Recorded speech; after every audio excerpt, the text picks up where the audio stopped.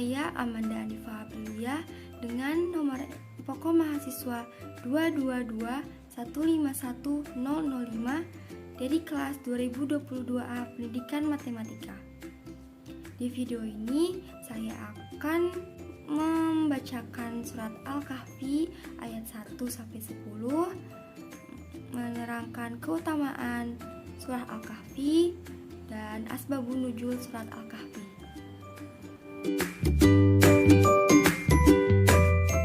Surah Al-Kahfi adalah surah yang memiliki banyak keistimewaan. Surat ke-18 dalam Al-Quran ini dengan jumlah ayat 110 ayat. Surah ini diturunkan dalam 2 tahapan, yakni tahapan surah yang diturunkan di Mekah atau disebut Makkiyah, dan tahapan kedua yaitu surah yang diturunkan di Madinah atau Madaniyah. Ayat yang diturunkan di Madinah adalah ayat 28-101, sedangkan sisanya di Mekah. Salah satu keistimewaan Al-Kahfi di dalamnya terdapat kisah para nabi dan orang soleh. Di antaranya kisah 7 pemuda penghuni gua, yaitu Ashabul Kahfi dan seekor anjing yang tinggal selama 309 tahun menurut kalender Hijriah atau 300 tahun menurut kalender Masehi. Kemudian kisah pemilik kebun, kisah pertemuan Nabi Musa dan Nabi Khidir alaihissalam atau dikenal dengan ujian ilmu, dan kisah Raja Zulkarnain dan Ya'juj Ma'juj. Mengetahui asbabun nuzul suatu ayat Al-Quran bisa membantu memahami pesan-pesan yang terkandung di dalam ayat Al-Quran. Oleh karena itu, di sini saya akan menyampaikan asbabun nuzul surat Al-Kahfi. Menurut Ibnu Katsir, asbabun nuzul surat Al-Kahfi adalah kaum Quraisy ingin mempertanyakan tentang Nabi Muhammad kepada pendeta Yahudi, dan pendeta Yahudi itu menyuruh utusan kaum Quraisy untuk menanyakan 3 hal kepada Nabi. Jika Nabi Muhammad mampu menjawab ketiga hal itu, maka ia benar-benar Nabi yang diutus. Tapi jika tidak, maka ia hanya orang yang mengada-ngada saja.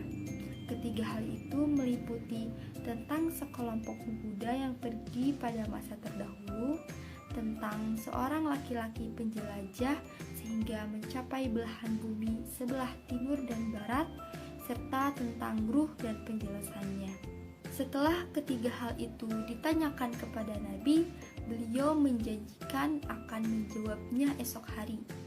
Namun sampai tiba saatnya, sesuai yang dijanjikan Nabi, belum juga mendapat wahyu, bahkan hingga 15 hari, sehingga membuat geger kota Mekah. Tentu kejadian ini membuat Nabi Muhammad SAW sangat bersedih. Kesedihan Nabi Muhammad pun bertambah ketika mendengar gunjingan para penduduk Mekah. Namun, di tengah kesedihan yang dalam, Jibril akhirnya membawa surat Al-Kahfi. Karenanya ada kalangan menafsirkan bahwa surat Al-Kahfi adalah teguran terhadap kesedihan Nabi terhadap kaum Quraisy dan jawaban atas persoalan pemuda seorang penjelajah dan firman Allah Ta'ala tentang ruh yang ditanyakan kaum Quraisy. Membaca surat Al-Kahfi memiliki keutamaan dan keistimewaan tersendiri. Yang pertama, menghindarkan diri dari fitnah Dajjal. Yang kedua, diampuni dosa-dosanya.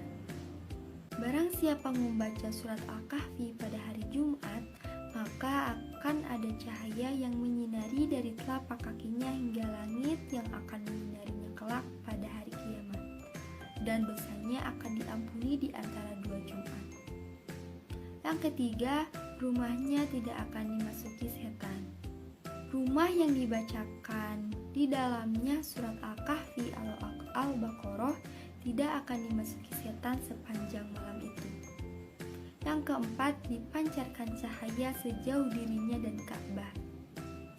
Diriwayatkan dari sahabat Abu Sa'id Al-Khudri bahwa Rasulullah SAW bersabda, barang siapa membaca surat Al-Kahfi pada malam Jumat, maka dipancarkan cahaya untuknya sejauh antara dirinya dan Ka'bah.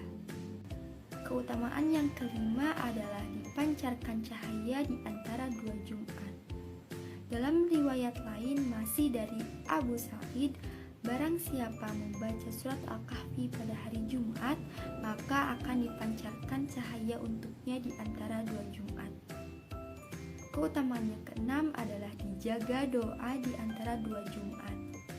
Abdullah bin Umar berkata, Rasulullah SAW bersabda, siapa yang membaca surat Al-Kahfi pada hari Jumat, maka akan memancar cahaya dari bawah kakinya sampai ke langit, akan meneranginya kelak pada hari kiamat dan diampuni dosanya antara dua Jumat.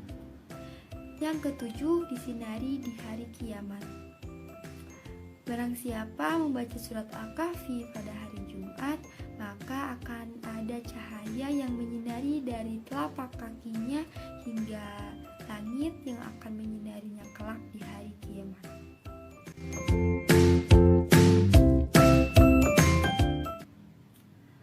A'udzu billahi minasyaitonir rajim. Bismillahirrahmanirrahim. Alhamdulillahilladzi anzala ala 'abdihil kitaba wa lam yaj'al lahu 'iwaja. Qayyiman liyunzira ba'san syadidan min ladunhu wa yubashshiral mu'minina alladhina ya'maluna as-salihati anna lahum ajran hasana makisina fihi abada wa yunzira alladhina qalu ittakhadallahu walada ma lahum bihi min ilmin wala liabaihim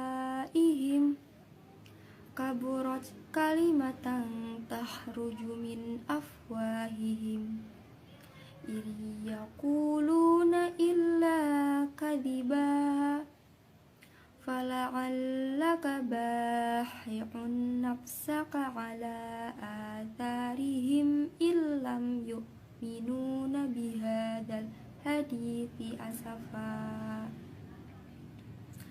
Inna ja'alna ma'alal ardi zinatan laha linabluwahum ayyuhum ahsanu amala wa inna laja'iluna ma 'alaiha sa'idan juruza.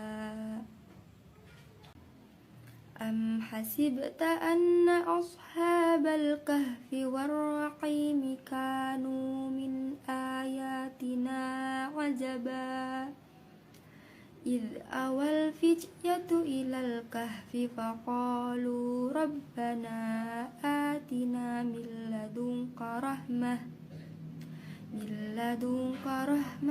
wa hayyi' lana min amrina rasyada. Shadaqallahul azim. Mungkin cukup sekian yang dapat saya sampaikan. Kurang lebihnya mohon maaf. Wassalamualaikum warahmatullahi wabarakatuh.